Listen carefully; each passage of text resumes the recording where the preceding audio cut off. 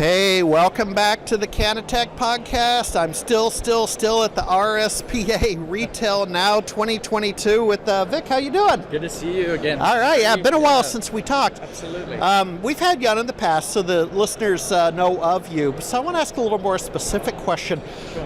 What's the whole mystery with that second lecture yesterday on payments and cashless ATMs? What's going on? This payments a thing? Yeah, well, I'm honestly confused. As I said in the session, Harry, I wasn't totally sure about what that process was. Yeah.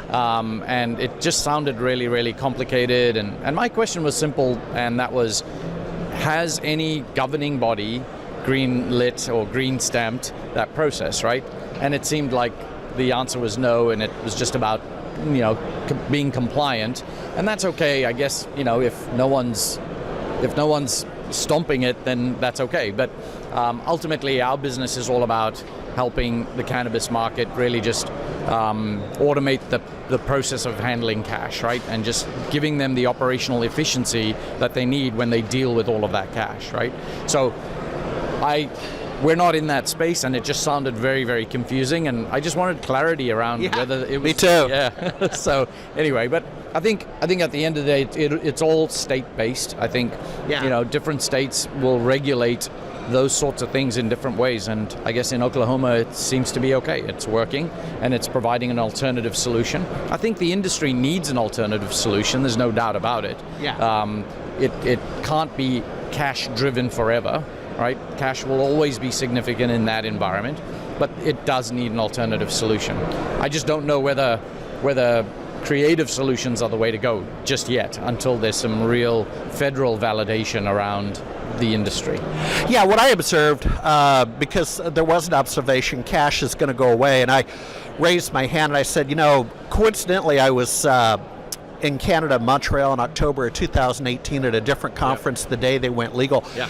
And what I saw was all forms of payment were accepted. Absolutely, yeah. And I think, once we overcome the federal legalization issue, then the payment options are going to proliferate this market, right?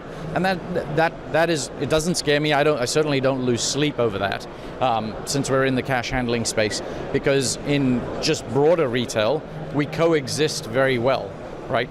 The digital payments options as well as the cash handling options coexist. Cash never goes away, right? It may decline in some segments, it may be a huge part in other segments, but ultimately it coexists, right?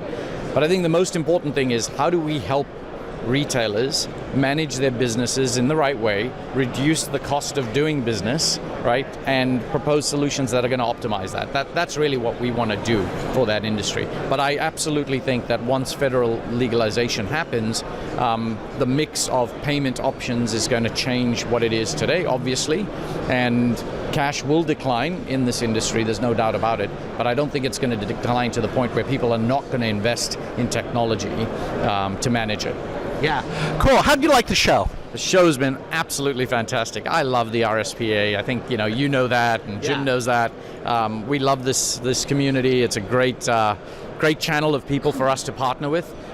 So glad. This is our second year of RSPA now. Yeah. First year was all about, who are these guys? What do they do? We've never had a cash handling partner in the community before. And this year the conversations are a lot deeper, right? They're all about, how do we partner? How do we actually work together? So I'm super excited we're here again. We've had an awesome couple of days. The amount of conversations we've had has just been amazing. So looking forward to actually doing some business with some of these partners now. So, all right, well, continued success. Awesome, thanks, Harry.